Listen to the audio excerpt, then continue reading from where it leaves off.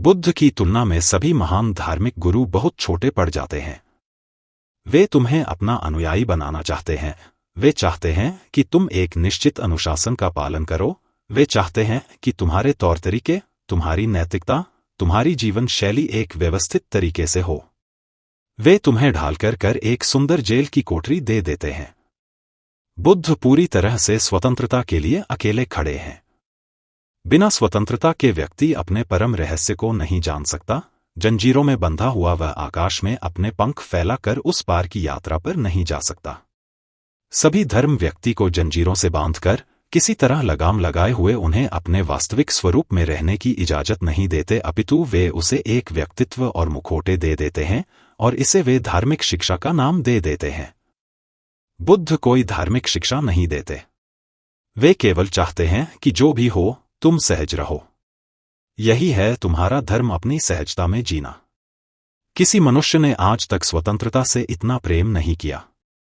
किसी मनुष्य ने आज तक मानवता से इतना प्रेम नहीं किया। वो केवल इसी कारण से अनुयायियों को स्वीकार नहीं करते, क्योंकि किसी को अपना अनुयायी स्वीकार करने का अर्थ है उसकी गरिमा को नष्ट करना। उन्होंने केवल सहयात्रियों को स्वीकार किया। शरीर त्यागने से पहले उनका जो अंतिम वक्तव्य था, मैं यदि कभी दोबारा लौटा तो तुम्हारा मैत्रेय बनकर लौटूंगा। मैत्रेय का मतलब होता है मित्र। भारत इस सरल से कारण के लिए गौतम बुद्ध को समझ नहीं पाया। वह समझता है कि मौन बैठना, बस होना मात्र कोई मूल्य नहीं रखता। तुम्हें कुछ करना होगा, तुम्हें प्रार्थना करनी होगी, तुम्हें मंत्र जाप करने होंगे, तुम्हें किसी मंदिर में जाकर इंसान के ही बनाए हुए भगवान की पूजा करनी होगी। तुम शांत बैठे बैठे क्या कर रहे हो?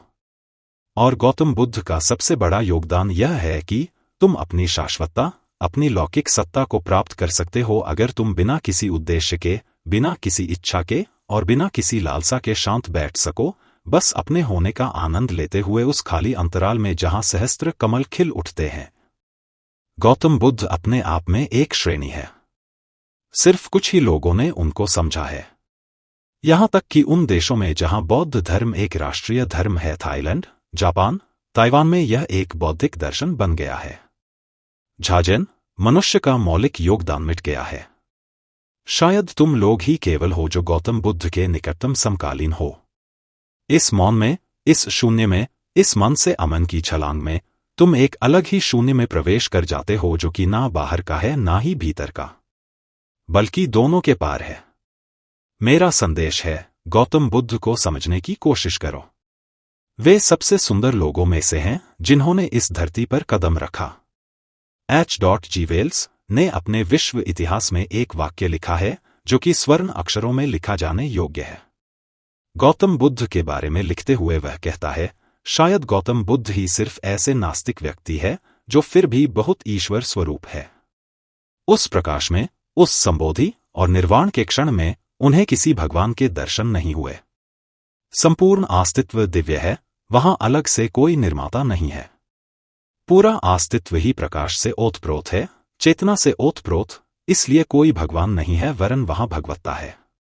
यह धार्मिक जगत में एक क्रांति है। बुद्ध ने भगवान रहित धर्म का निर्माण किया। पहली बार भगवान धर्म का केंद्र नहीं है। मनुष्य धर्म का केंद्र बन गया है और मनुष्य का अंतरतम भगवत्ता हो गया है, जिसके लिए तुम्हें कहीं नहीं जाना है, तुमने केवल बाहर जाना बंद कर दिया। कुछ क्षणों के लिए अपने भीतर रहो, धीरे धीरे अपने केंद्र में स्थिर होते हुए। जिस दिन तुम अपने केंद्र पर स्थिर हुए कि विस्फोट हो जाता है। तो मेरा संदेश है, गौतम बुद्ध को समझो, ना कि बौद्ध बन जाओ। उनका अनुसरण मत करो। उस समझ को अपनी प्रज्ञा द्वारा आत्मसात करो, बल्कि उसे अपना बन जाने दो। जिस क्षण भी वो तुम्हारी अपनी हो जाती है, वह तुम्हें रूपांतरित करने लगती है। तब तक वह गौतम बुद्ध की रही है और उसमें 25 सदियों का अंतर है। तुम बुद्ध के शब्दों को दोहराए चले जा सकते हो, वे सुंदर हैं, परंतु वे तुम्हें उसको पाने में मदद ना कर सकेंगे जिसकी खोज में तुम हो। जहां तक पुराने संतों का सवाल है, करुणा पर गौतम बुद्ध का जोर एक बहुत ही नई घटना थी। गौतम बुद्ध ने ध्यान को अतीत से एक ऐतिहासिक विभाजन दिया है। उनसे पहले ध्यान अपने आप में पर्याप्त था, किसी ने भी ध्यान के साथ करुणा पर जोर नहीं दिया। और उसका कारण था कि ध्यान संबुद्ध बनाता है, तुम्हें खिलावट देता है, ध्यान तुम्हारे होने की चरम अभिव्यक्ति है। इससे ज्यादा तुम्हें और क्या चाहिए? जहां तक व्यक्ति का संबंध है, ध्यान पर्याप्त है। गौतम बुद्ध की महानता इस बात में समाहित है कि तुम ध्यान करने से पहले करुणा से परिचित हो जाओ। तुम अधिक प्रेमपूर्ण, अधिक दयावान, अधिक करुणावान हो जाओ। इसके पीछे एक छिपा हुआ विज्ञान है।